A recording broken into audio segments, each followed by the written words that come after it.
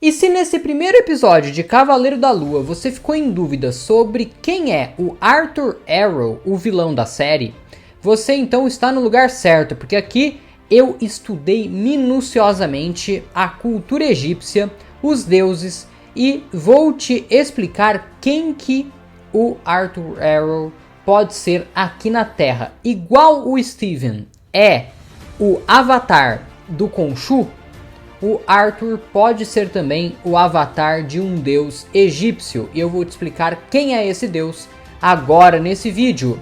Eu sou o João Marcos Carneiro e esse é o Cultura Pop CIA. Seja muito bem-vindo. Fala galera, é o seguinte, eu me senti privilegiado de retornar a conteúdos históricos que eu aprendia lá na aula de história antigamente para vir gravar esse vídeo para vocês. Por quê?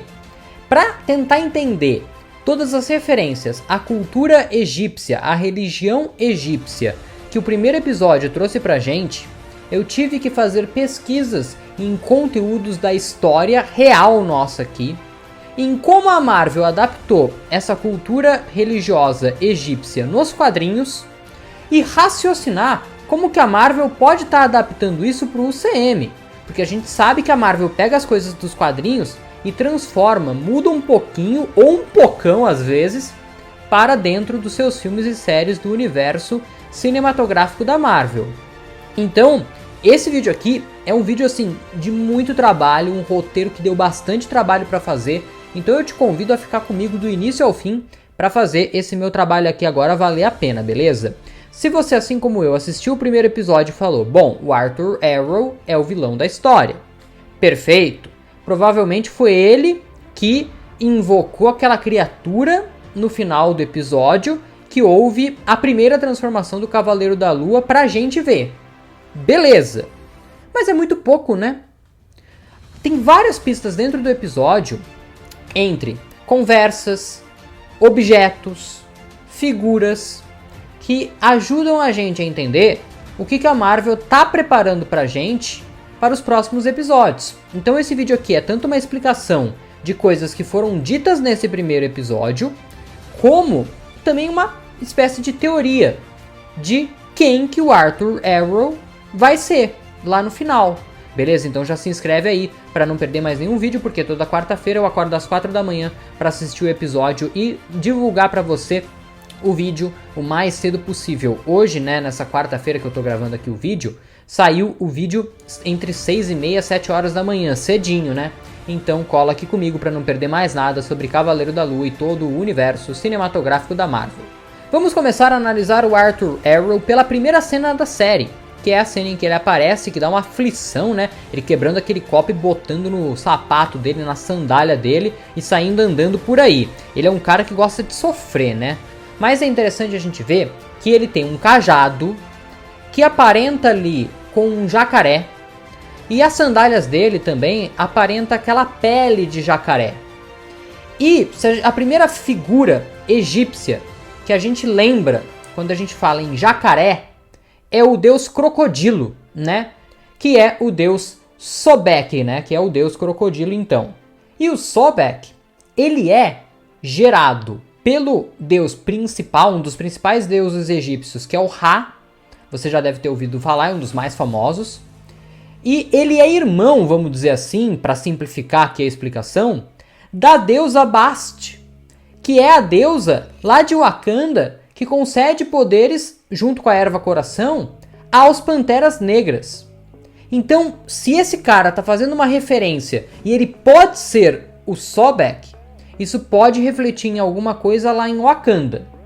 Porém, esse não é o meu palpite mais forte, porque existe um outro deus egípcio que também tem características de jacaré, só que ele não é tão conhecido.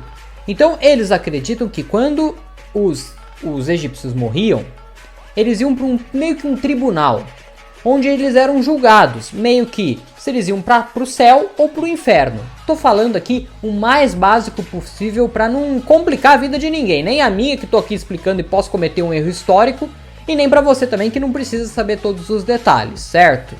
E o nome dado a esse julgamento que os deuses fazem é julgamento de Osíris, que é também, assim como o Ra, que eu citei agora há pouco, uma das principais deusas egípcias.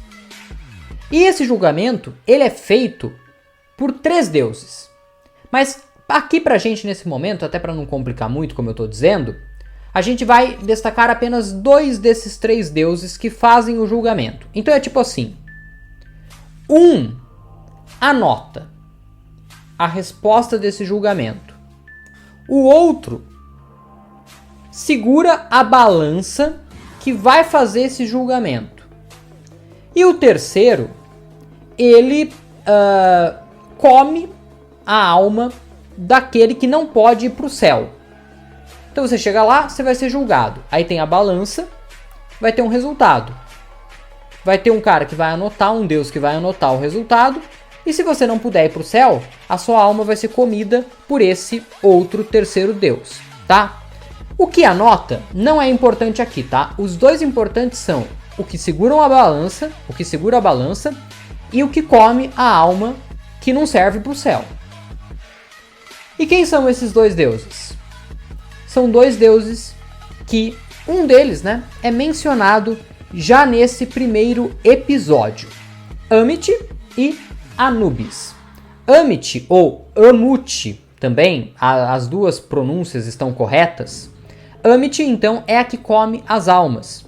E é quem o Arthur, ele diz que representa, né? Ele defende. E o Anubis é o que segura a balança. Só que, veja bem, na cena em que o Arthur é apresentado para o Steven, ele tá lá numa praça pública e ele faz o julgamento pela balança tatuada no braço dele. E ele, ao mesmo tempo, mata a pessoa, porque aquela senhora que não foi aprovada na balança, ela morre ali na hora. Eles julgam a pessoa, nesse caso aqui, antes da morte dela. Ou seja, o Arthur, ele tá fazendo o papel de 2 deuses. E aí de 2, uma. Ou aquele cajado dele, que é da deusa Amit, porque a deusa Amit tem cabeça de crocodilo, jacaré, lembra das referências da primeira cena?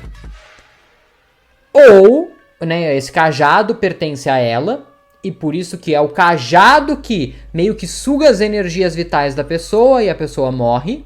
Então a energia fica no cajado, ou a energia fica nele. E como se ele estivesse sugando a alma da pessoa.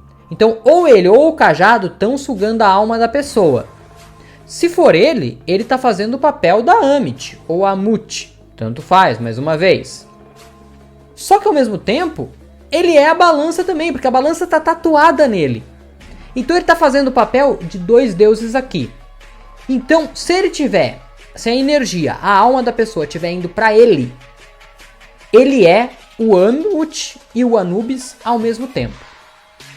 Se a energia está indo para o cajado, então ele é o Anubis e o cajado é como se fosse a Amit. Tá entendendo onde eu tô querendo chegar? E aí isso também me lembrou uma outra questão, eu não poderia deixar de falar aqui, porque eu acho importante para esclarecer, é que, vamos lembrar de WandaVision, a gente tinha a Agatha Harkness que, quando ela adquiriu seus poderes, ela sugou a energia de todas as bruxas dali do seu coven.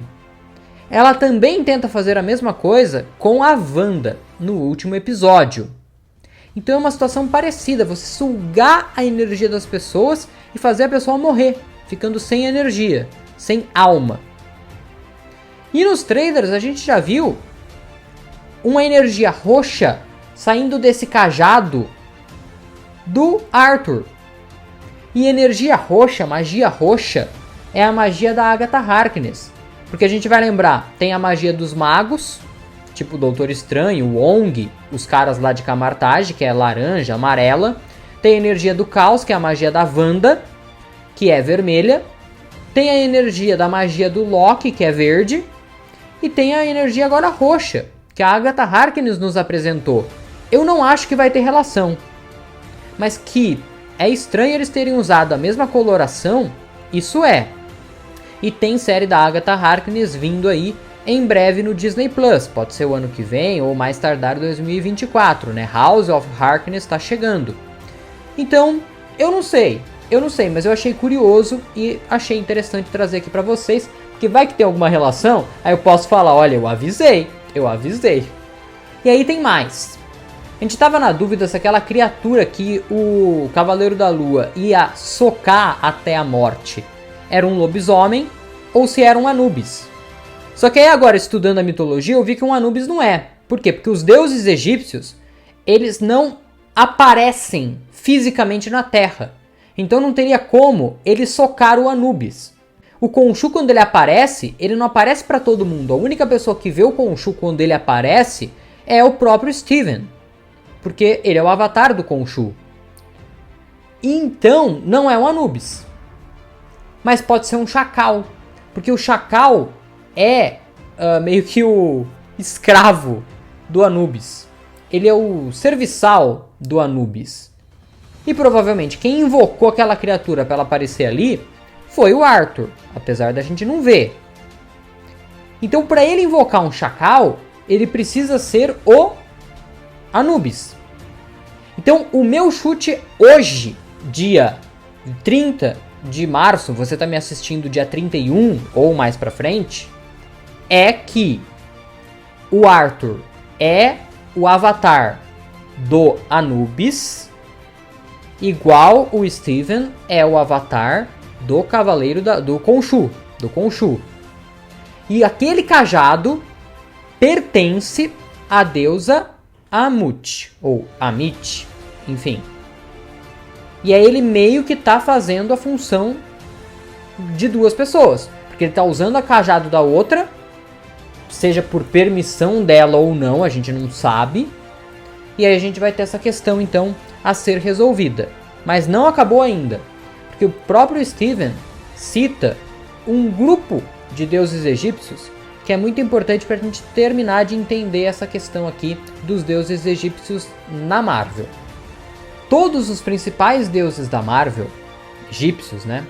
Eles fazem parte então desse grupo, que foi citado pelo Steven, chamado Enéade.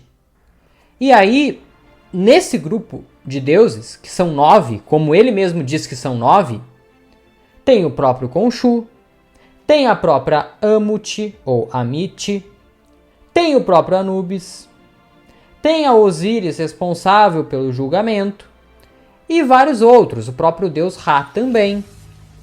Então a gente pode começar a perceber que talvez esse grupo aí esteja meio brigado. Porque se você tem um provável representante do Anubis na Terra lutando contra um representante do deus Khonshu, que é o deus da lua, a gente tem um problema aí. São deuses que fazem parte do mesmo grupo brigando. É tipo uma guerra civil, é tipo o Homem de Ferro contra Capitão América, os Vingadores brigando entre si. Então a gente pode ter alguma coisa nesse sentido indo para o lado da mitologia. E é importante ressaltar, a Marvel ela se baseia muito definitivamente na mitologia, né? Nos quadrinhos pelo menos, na mitologia grega, na mitologia não, né? Na cultura grega da religião, mas faz algumas adaptações, tá? O que eu tô falando aqui é o que acontece na Marvel nos quadrinhos, mas é bem parecido mesmo com a parte histórica. Não leve esse conteúdo aqui para sua prova de história, que você pode se dar mal, hein? Pelo amor de Deus, não estou falando que é para você escrever isso na sua prova de história, mas que tem um pouco a ver, tem. Aqui na tela já estão aparecendo outros vídeos falando sobre o primeiro episódio, né, de Cavaleiro da Lua, e tem um botão também para você se inscrever no canal. Espero ter sido útil, a gente volta a se ver em breve com mais um vídeo. Um grande abraço, até mais, fui!